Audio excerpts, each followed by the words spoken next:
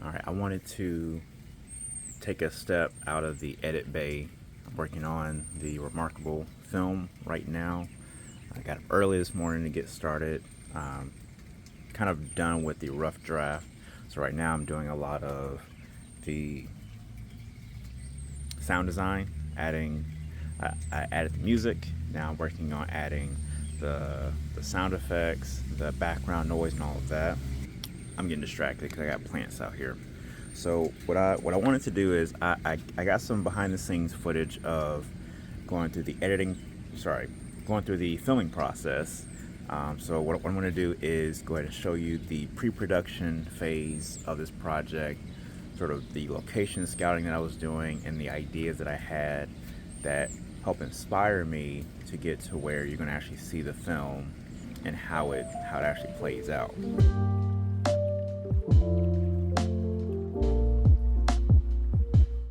Okay, so this is day one of the pre-production phase of this project that I'm working on. I initially considered shooting everything indoors, shooting everything in my office, but there are limitations there that make it undesirable. There's just too much clutter in my office because it's being used for several different things. It's where my 9 to 5 job is. I have 2 computers in there. I have camera equipment, painting things. I have jewelry material. It's storing all kinds of stuff. I'm out here with what remains of my Cuban coffee. So I'm out here in the backyard, walking around, getting some shots, getting some photos to kind of get an idea of where I might want to shoot. Right now it's close to 8:45, so I have to keep that in mind with the lighting. Oh my gosh, June in Kentucky, these bugs going crazy. It is like bugs gone wild. We got June bugs out at night. We got every kind of flying thing that could be flying is out at the moment, except for wasps. Those I got rid of them. They're somewhere else, thankfully. I got gnats trying to fly up my nose. They're literally in my face right now. So I was watching this video just yesterday that was talking about getting stills as like reference shots, even just shooting commercials and things of that nature. Getting still photos to kind of sort of build an idea, get a visual is very helpful. In my most recent short film, I kind of took the hard way. Instead of getting some stills to reference, I did a lot of hand drawing for all the things that I wanted. So I think what I'm gonna do now, instead of just spending a lot of time chit-chatting, I'm going to kind of take a tour around my backyard and figure out how I'm gonna block out some shots, what I'm gonna use to help or at least figure out how I'm going to utilize the backyard to enhance the storytelling. Because I think I want to shoot mainly outside. It's going to pose different challenges than trying to shoot inside. The initial thing I wanted to focus on was doing some cinematic lighting for the film for this project. And I can still do that, but it's going to be, when I'm shooting outside, it's going to be more so the focus of how to coordinate these shots based off of where the sun is and where the shadows are going to be cast, what's going to actually be lit, and I'm going to have to really, it's going to be a different thing I have to exercise. So let's just see what we got going on. Now I have this deck, and I'm not really sure how I'm going to use this quite yet. It's not fully put together. I have this chair and table that I might use, but honestly, it doesn't contrast much out here with the deck, so I may take it out over there or possibly around this tree. I'm really interested in using this space. The sun is coming right here, and it's like blasting through these trees, which is casting all these wonderful shadows, is lighting up the leaves, so it's a really bright background. There's a house right there, so I may try to angle possibly right here so that you only see trees and then just kind of more foliage in the background. So I may position, I may do this as a wide angle, maybe as a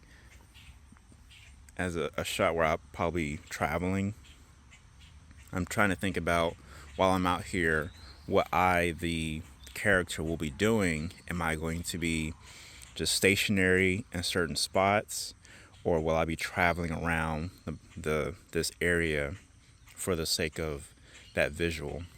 The ground is not too level around here, but this area is well shaded, which will allow me to place myself here without having too much harsh light to interfere, and I can work with shaded light a lot better. It's hard to see right now, but I have these string lights everywhere. They come from this tree all the way to the deck, and they're all around. They also go over to that tree. So I may try to have a portion of this film shot in the evening time. Right now the sun sets close to like 9 o'clock, so I may shoot some evening shots there, probably towards the end of the film, to show a transition of time. I more than likely am going to be shooting a lot, not necessarily most, but a lot of these shots with my phone camera for two reasons. For several reasons. For one, with the Pro mode, I have manual control over the camera, which is nice.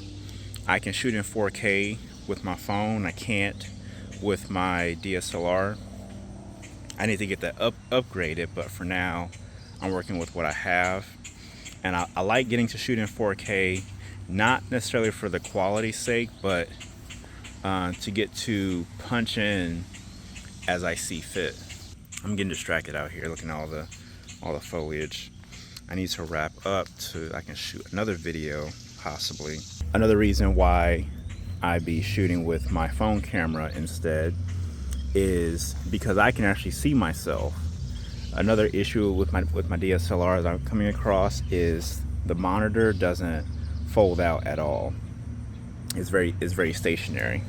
So when I'm setting up a shot, I can't go over to see how I'm being blocked and get the video. For me to get a full idea, I have to pretty much just record, walk over to where I'm supposed to be, and hope that I'm where I'm supposed to be. It just is really time consuming. I've tried it for several videos on my other channel, and it's a big challenge, and it's very frustrating to deal with.